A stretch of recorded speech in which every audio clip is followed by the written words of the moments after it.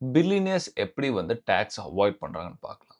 So உங்களுக்கு தெரியாத ஒரு ஃபேக்ட் சொல்றேன். உலகத்திலே மிகப்பெரிய இன்வெஸ்டரும், ரொம்ப ஒரு ஃபேமஸான இன்வெஸ்டரும் ஆன வாரன் பஃபெட் அவரோட டாக்ஸ் பார்த்தீங்கன்னா, அவரோட பெர்சனல் செக்ரட்டரிய விட ரொம்ப குறைவா தான் கட்டுறாரு. ஸோ இது கேட்கறதுக்கு ரொம்ப ஆச்சரியமா இருக்கலாம். ஸோ அதுக்கு காரணம் அவங்க யூஸ் பண்ற சில டெக்னிக்ஸ். யூசுவலா நமக்கு வந்து பார்த்தீங்கன்னா இன்கம். ஸோ அந்த இன்கம்ல வந்து கவர்ன்மெண்ட் வந்து டாக்ஸ் பிடிக்கும். நம்ம இன்கம்க்கு ஏத்த மாரி ஆனுவலி அது எந்த ஸ்லாப்ல வருதோ, அந்த ஸ்லாப்ல இருக்க பெர்சன்டேஜ்க்கு ஏத்த மாரி டாக்ஸ் கட்ஸ் வந்து நமக்கு கிடைக்கும்.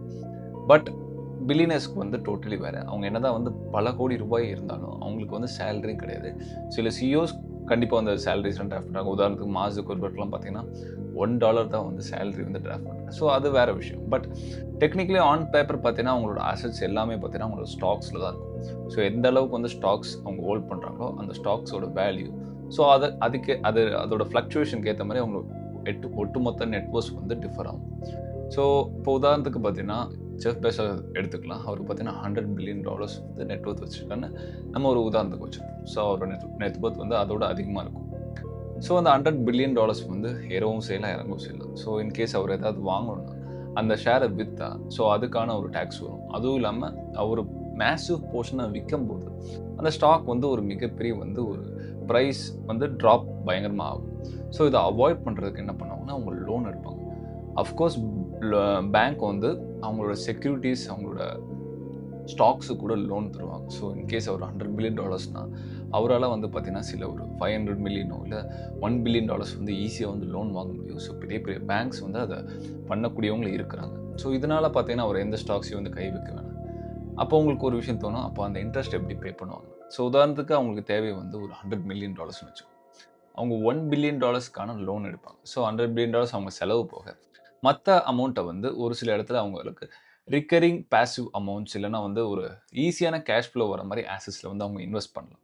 உதாரணத்துக்கு ரியல் எஸ்டேட், அத வந்து ரெண்ட் விடுறதா இருக்கலாம். இல்லன்னா வேற ஏதாவது குட்டி, குட்டி அசெட்ஸ்ல வந்து அவங்க இன்வெஸ்ட் பண்ணி, அத வந்து கேஷ் ஃப்ளோ ஜெனரேட் பண்ண பார்ப்பாங்க, குயிக்கா வரதுக்கு. ஸோ $100 பில்லியன் அவங்களுக்கு தேவைக்கு போக, மிச்சம் இருக்கிறத வந்து அவங்க இன்வெஸ்ட் பண்ணி, மிச்சம் இருக்கிற கொஞ்சம் அமௌண்ட்ட கூட அவங்க வந்து அந்த இயர்லி இன்கேஸ் இன்ட்ரெஸ்ட் பார்த்தீங்கன்னா, $100 மில்லியன் வந்து $5 to $10 மில்லியன் வந்து இயர்லி இன்ட்ரெஸ்ட்னா, அந்த இன்ட்ரெஸ்ட்ட வந்து மிச்சம் இருக்க கேஷ்ல வந்து அவங்க பே பண்ணுவாங்க. ஸோ இந்த மாரி அவங்க பண்ணிட்டு இருக்கும்போது, ஒரு 2, 3 இயர்ஸ்ல வந்து பார்த்தீங்கன்னா, அவங்களோட அந்த மினிமல் அசெட்லேருந்து இன்வெஸ்ட் பண்ணதுலேருந்து கேஷ் ஃப்ளோ வர ஆரம்பிக்கும். ஸோ அதுலேருந்து பிளஸ் மிச்சம் இருக்கிற அமௌண்ட்டையும் அவங்க வந்து அந்த $100 மில்லியன் இருக்க மேஜர் போர்ஷன்ல வந்து அந்த இன்ட்ரெஸ்ட்டுக்கு வந்து கவர் பண்ண முடியும்.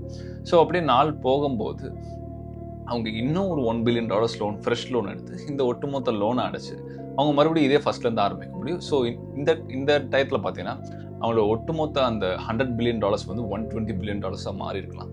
ஸோ அவங்களோட அசெட்டும் குரோ ஆயிருக்கும். ஸோ அவங்க எடுத்த லோன்ல வாங்குன அசெட்ஸும் குரோ ஆயிருக்கும். ஸோ இன்கேஸ் பார்த்தீங்கன்னா, அவங்களுக்கு வந்து வின் வின் சிட்யூவேஷன் தான். அவங்க பே பண்ண இன்ட்ரெஸ்ட்லாம் வந்து ஒரு அமௌண்ட்டே இருக்காது. ஸோ அவங்களோட ரிட்டர்ன் நம்ம கம்பேர் பண்ணும்போது.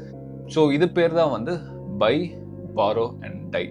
ஸோ இத தான் வந்து அவங்க பில்லியனர்ஸோட ஒரு மந்த்ரான்னு சொல்லலாம். இதுதான் வந்து அவங்க ஃபாலோ பண்ணிக்கிட்டு இருக்காங்க. ஸோ அவங்க சாகும்போது பார்த்தீங்கன்னா வந்து ஒன்ஸ் லோன் வாங்கிட்டா அது சாகுற வரைக்கும் வந்து அவங்க கட்டிக்கிட்டே இருப்பாங்க. நம்மளும் அதான் பண்றோம். பட் அவங்க வந்து அத வேற மாரி பண்றாங்க.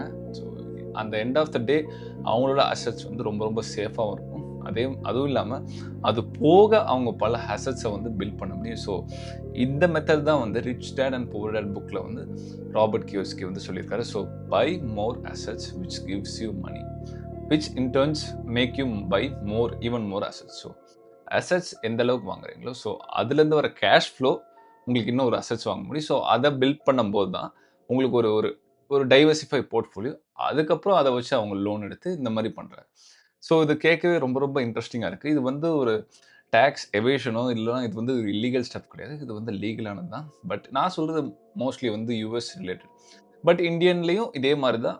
இங்கேயும் வந்து ஸ்டாக்ஸுக்குலாம் வந்து லோன் தருவாங்க. பட் இதோட அந்த என்டயர் டெப்த் நாலேட்ஜ் எனக்கு தெரியாது. I am not a financial advisor. So எனக்கு தெரிஞ்ச அளவுக்கு இப்படி தான் வந்து பில்லியனர்ஸ் வந்து டாக்ஸ் அவாய்ட்